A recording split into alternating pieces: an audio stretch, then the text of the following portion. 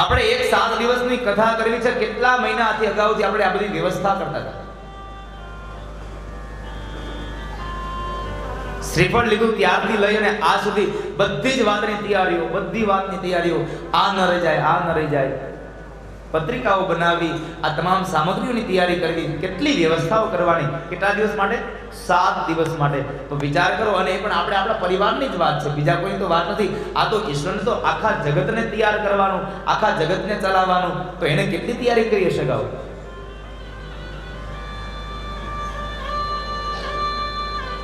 સૌથી મોટી વાત તો એ છે કે આવડો મોટો આ પૃથ્વીનો ગોળો, આટલી બધી માટી લેવા ક્યાં ગયો હશે? એ ક્યાં ખાડિયા ખોદવા ગયો હશે?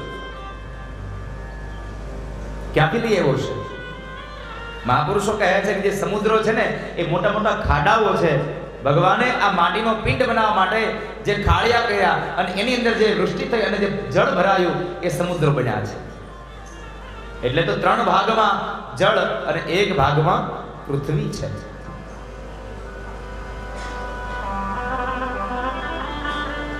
તો ભગવાને કેટલું નિર્માણ કર્યું છે.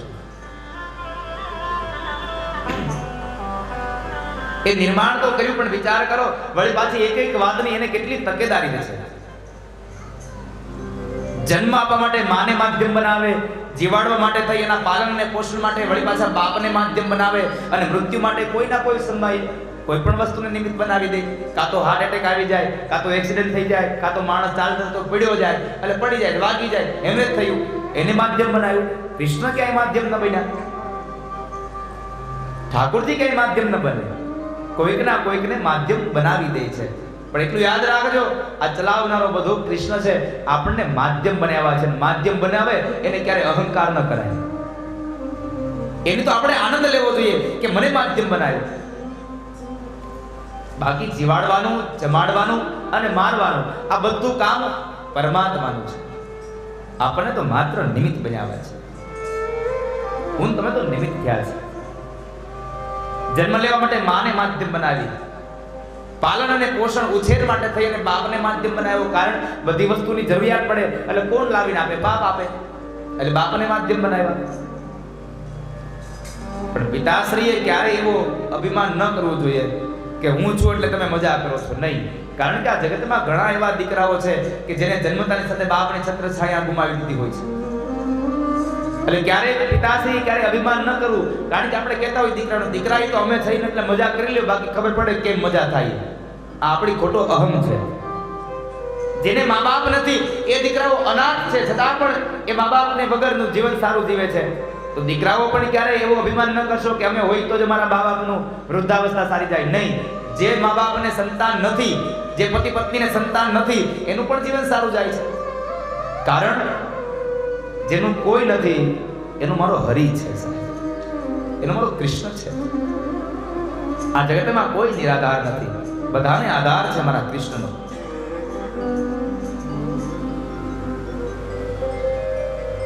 માટે આ જગતમાં ક્યારેય અભિમાન ન કરશો. અને ભગવાને બધું બનાવ્યું છે તો તમામ પ્રકારની વ્યવસ્થાની સાથે જ બનાવ્યું છે. યથાયોગ્ય કાળે મને તમને બધું મળી જાય છે, છતાં પણ માણસ દુઃખી થાય. શા માટે? તો મહાપુરુષો એમ કહે છે કે માણસ દુઃખી એટલા માટે થાય છે કે જે વસ્તુની જરૂર નથી એ વસ્તુ ભગવાન નથી આપી, પણ માણસ એ વસ્તુને મેળવવા માટે દોડતો જ રહે છે, એટલા માટે દુઃખી થાય છે. તારી જરૂર જ નથી જીવનમાં, છતાં તું દોડતો રહે તો તારે દુઃખ થવાનું છે. અને મોટા દુઃખી તો એટલા માટે થઈએ છીએ, પરમાત્માએ જે આપ્યું છે ને એને આપણે ઉપયોગ કરતા નથી, એને મૂકી દઈએ છે. જે નથી આપ્યું ને એને લેવા માટે દોડ્યા જ કરીએ. જે આપ્યું છે એમને પડ્યું રહે છે એટલે એનો આનંદ ન મળ્યો. જે નથી આપ્યું એને લેવા માટે દોડ્યા કરીને એ મળે નહીં એટલે આપણે દુઃખી થઈએ છીએ. મૂળ વાત આ છે સાહેબ, જે મળ્યું છે એનો તમે આનંદ મેળવો. પરમાત્માએ જે આપ્યું છે એનો ઉપયોગ કરો. પણ આપણે એને મૂકી દઈએ છીએ, જે નથી મળ્યું એને લેવા માટે દોડીએ છીએ. ભગવાને બધી જ વ્યવસ્થા કરી છે. યથાયોગ્ય સમય, યથાયોગ્ય પાત્રતા પ્રમાણે ઈશ્વર બધું આપીને જ રહે છે, એમાં કોઈ સંશય નથી. પણ આપણે નથી આપ્યું એને લેવા માટે દોડીએ, જે આપ્યું છે એને મૂકી દઈએ.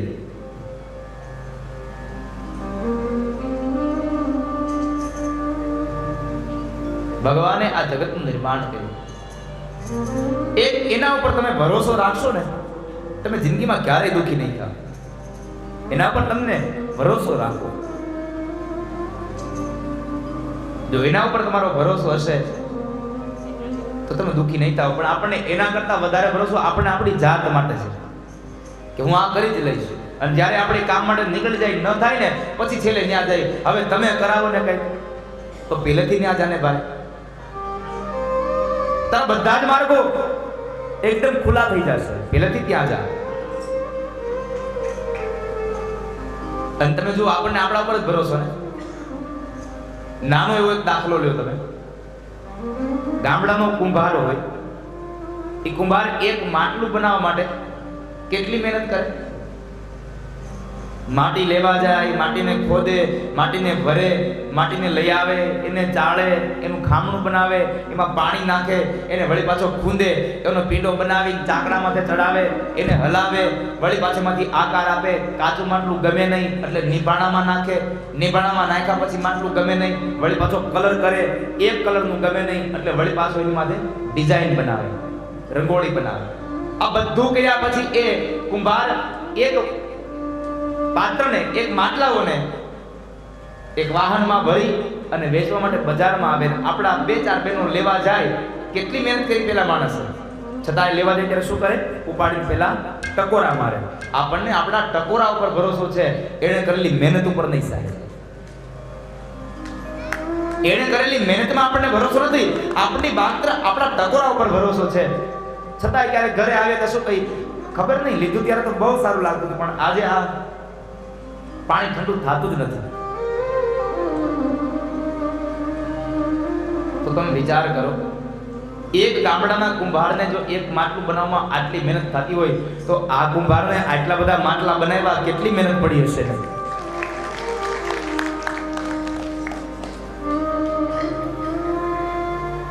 એક નાનો એવો ચાકડો, એની પર નાનો પિંડ ચડાવે. આ તો આને આખા જગતનો ચાકડો કરાવ્યો ને, પૃથ્વી આખાનો પિંડ બનાવ્યો, અને વળી પાછો ચલાવે. તો એ કુંભાર ક્યાં ગયો હશે, ક્યાં બેઠો હશે? એટલે મારો કવિ લખે છે, બિરબલા, પૃથ્વી તણો પીંડો કર્યો રજલા તો ક્યાંથી હશે. પૃથ્વી પીંડો કર્યો રજલા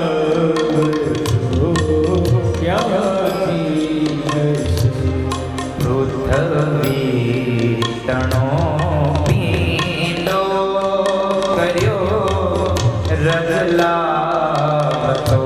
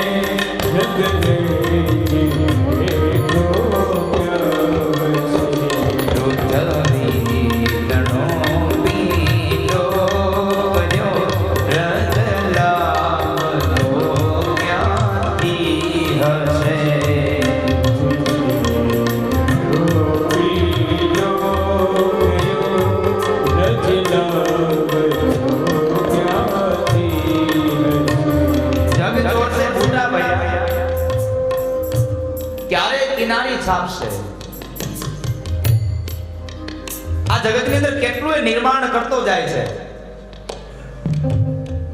જ્યાં સુધી બુટાઓ ભરાય ત્યાં સુધી કિનારીઓ ન મુકાય, ને કિનારી મુકા જાય પછી બુટો ન ભરાય.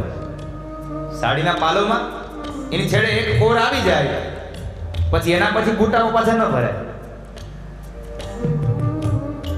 એમ ભગવાનને કહે છે કે જેને આ ભગવાન કેટલા બુટાઓ ભરે છે, નવું નવું નિર્માણ કરતો જાય છે. હવે ક્યારે કિનારી છાપશે? અને કિનારી છાપશે કે નહીં છાપે ખબર નહીં, પણ વિચાર કરો કેટલા બીબા હશે અને રંગરેજ બેઠો ક્યાં હશે? એક સરખા બે મોઢાવાળા હજી સુધીમાં આપણે ક્યાંય જોયા નથી. બધાયના બીબા અલગ, વળી પાછા બધાયના રંગે અલગ. જેને જેવો ગમે એવો, જેવો સૂટ થાય એવો આપી દે. પણ આપણને જે ભગવાને રંગ આપ્યો એ આપણને ગમે નહીં, એટલે આપણે પછી આર્ટિફિશિયલ તૈયાર થાય. પણ એ આર્ટિફિશિયલ જ્યારે ઉતરી જાય ને પછી જે લાગે,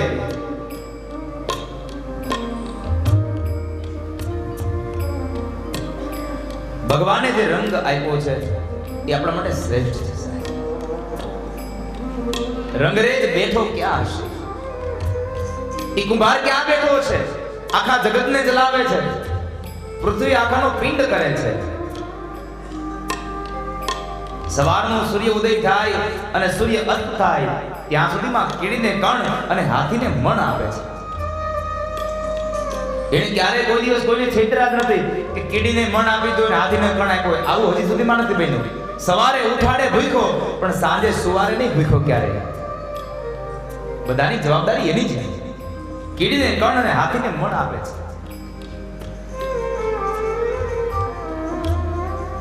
એવો દયાળુ છે.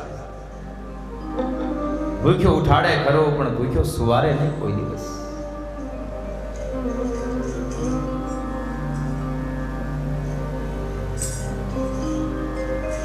કોઈ દિવસ કોઈને છેતરે નહીં. જેટલું જેણે પુણ્ય કર્યું એટલું એમને આપી દે, જેટલું જેણે પાપ કર્યું એટલું એને આપી દે છે. સાહેબ,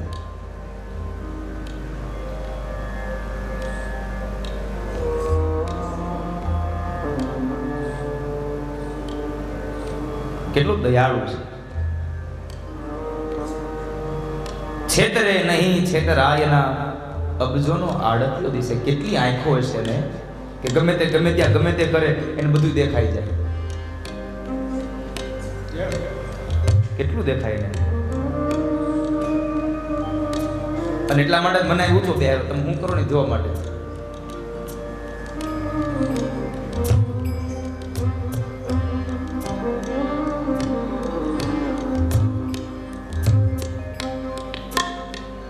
મારો સ્વભાવ પાછો એવો રહ્યો, મને નજરમાં ચડાવે મને વ્યાસપીઠ જ કહેવાય છે. પછી ખોટું લાગે તો ભલે અને સાચું લાગે તો ભલે.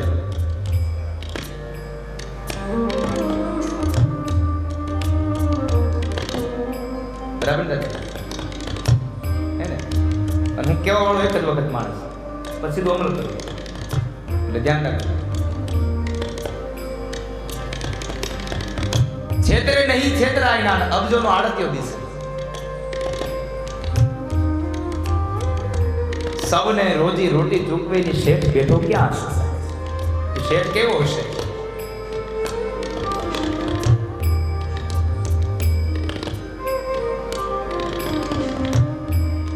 આ બધું આપણને એમ થાય ચાલો જોઈ લઈ ભગવાને કેમ બનાવ્યું હશે.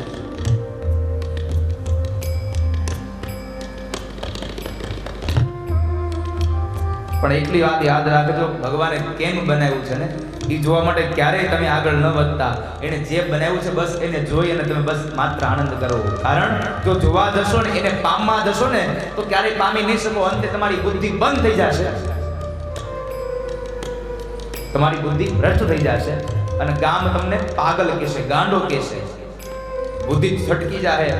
પણ ભગવાને કેમ બનાવ્યું, કેમ કર્યું એ નહીં પામી શકો સાહેબ. પામે નહીં કોઈ પાર કળાતે અજબ રચી કીર્તા.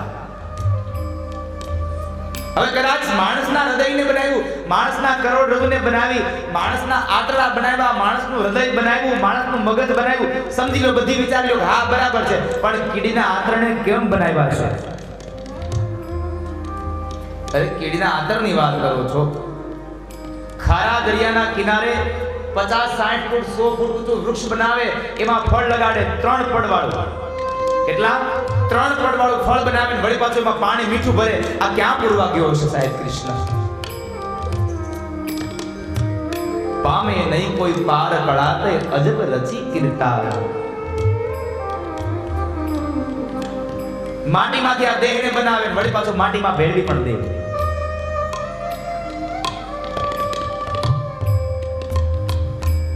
એ જાણવા જોવા તણી દિલ જંખના જાગી રહી, પણ બ્રહ્માંડમાં ભટકી ભટકી અને અંતે મારી મતિ અટકી ગઈ. પણ હું ઓળખી ન શક્યો કે બ્રહ્મને કેમ બનાવ્યું છે. આ જગતનો કોઈ પણ ધનવાન માણસ આવીને એમ કહે કે ભાઈ જેટલા જો એટલા રૂપિયા લઈ જાવ, પણ જુનાગઢમાં જેવો ગિરનાર ડુંગર છે એવો ગિરનાર ડુંગર મને બીજો બનાવી આપો, તાકાત છે કોઈની? ન બને સાહેબ.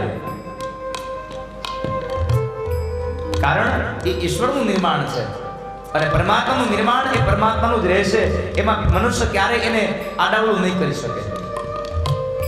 કદાચ વિજ્ઞાન ગમે તેટલું આગળ વધી જાય, માણસ નહીં આખા શરીરની બોડી બનાવી દે, હૃદય બનાવી દે, પણ હૃદયમાં પ્રાણ વિજ્ઞાન ન પૂરી શકે તો મારો કનૈયો જ આપી શકે.